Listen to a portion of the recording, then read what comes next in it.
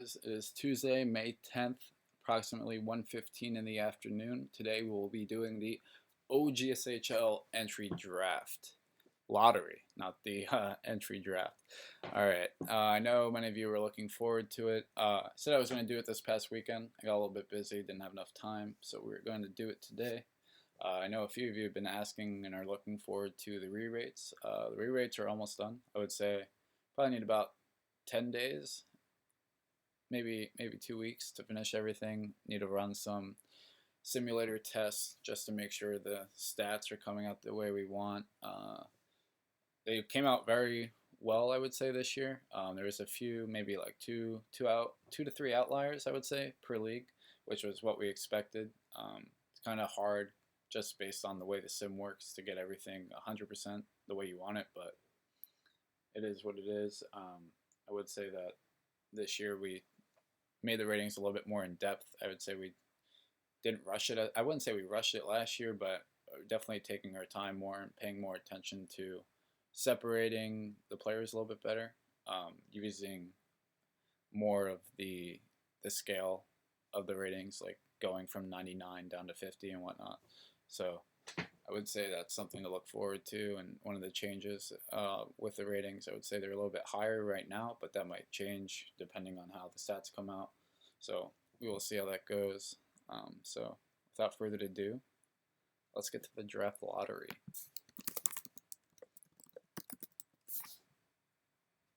So we are using draftlotto.com.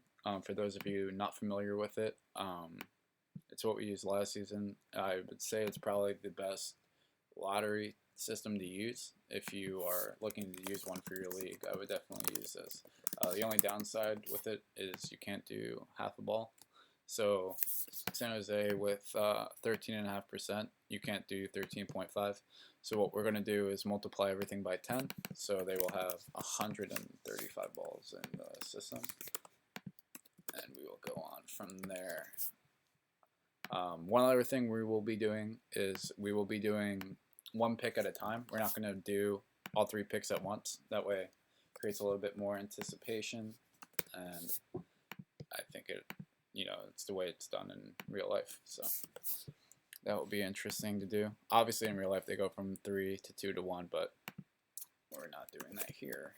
I'm sure this is the most exciting part of the video, is seeing me type everything in. Most of you are probably going to skip through this, so this part doesn't even matter. What will happen, though, is when a team is selected for the first overall pick, they will then be deleted out of these 14 teams, and we'll remove their lottery chances as well. That way, it becomes with only the balls that are left for the second overall pick and for the third overall pick. I will say, though, the Buffalo Sabres and Kevin's Toronto Maple Leafs have a very good shot at maybe even getting 2 picks in the top 3, considering the Sabres have the 3rd and 6th overall pick right now, and the Maple Leafs have the 4th and 9th overall pick right now. That would be huge for either one of them, just to, if they were to get 2 picks in the top 3, that is huge.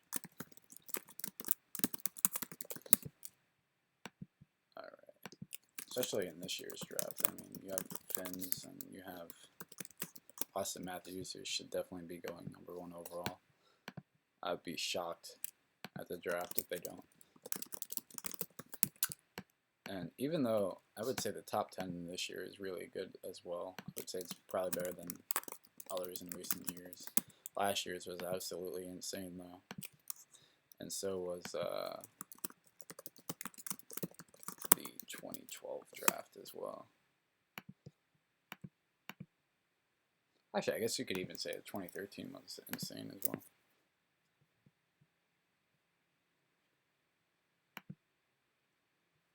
Alright.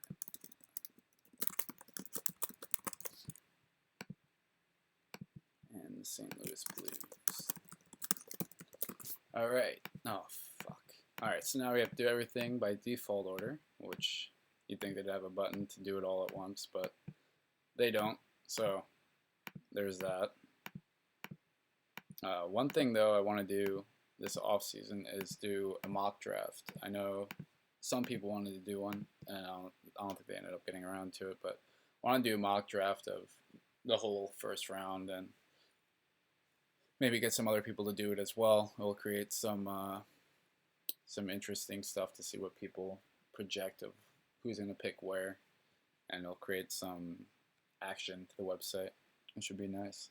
I would say though that we got a little bit better with activity, especially in OGSHL. I feel like a lot more trades happened this year, and a lot more people were more active compared to last season.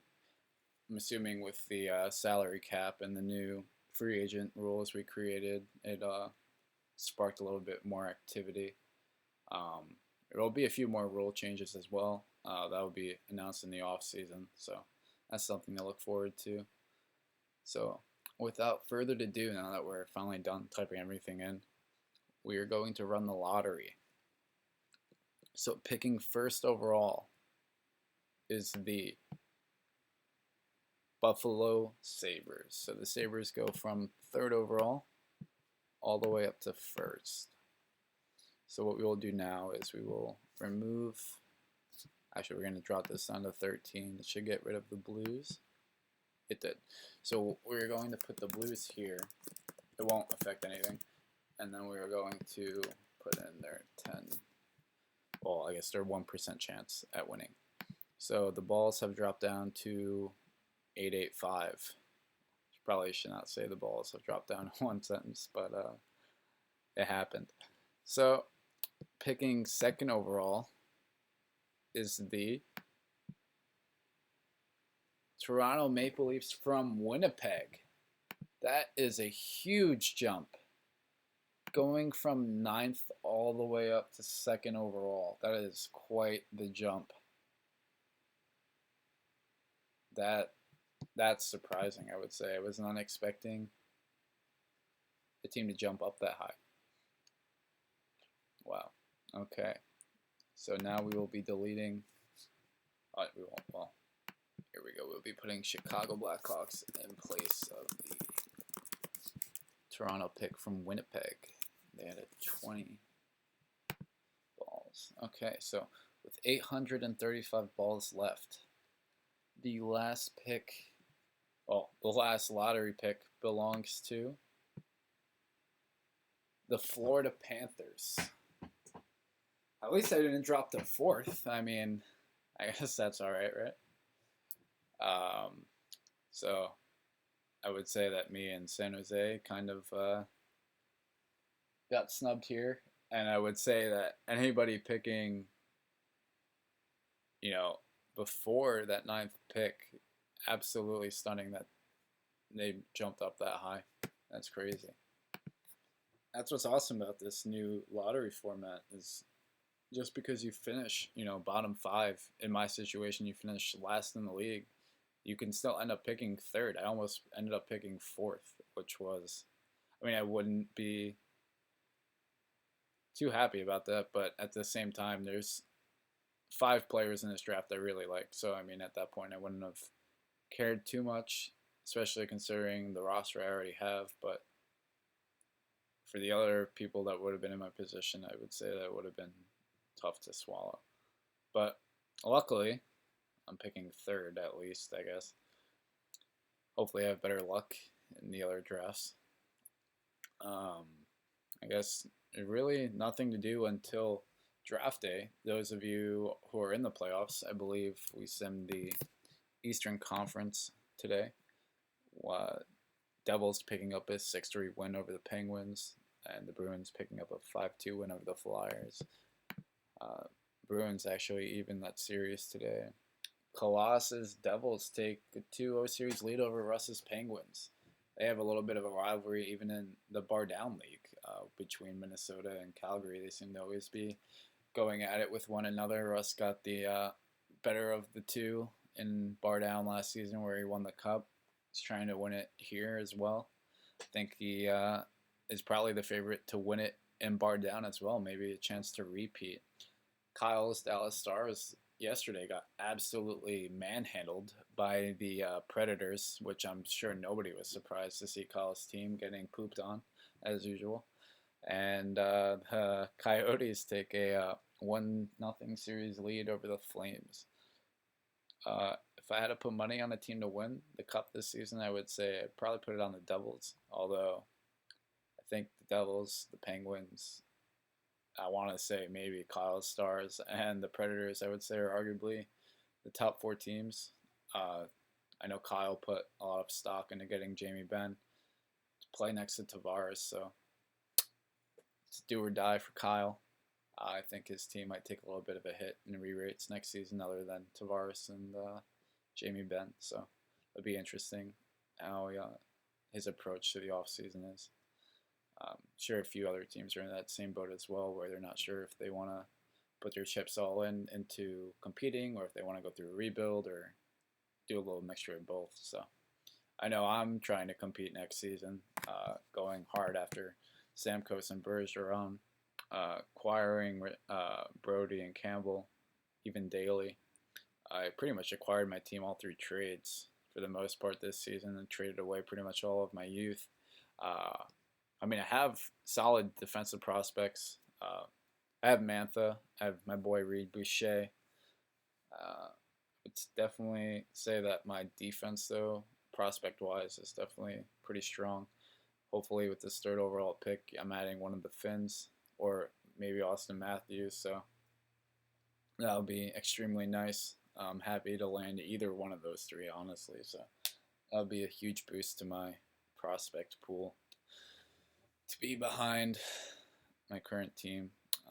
Probably going to have to make another trade for a top defenseman. Not really sure how that's going to come out with either Daly, Holden, Severson, or Schmidt as my fourth defense. I think I might have to make a trade here, but I'm sure there would be tons of trades going on in the offseason. So I guess that's about it for the day.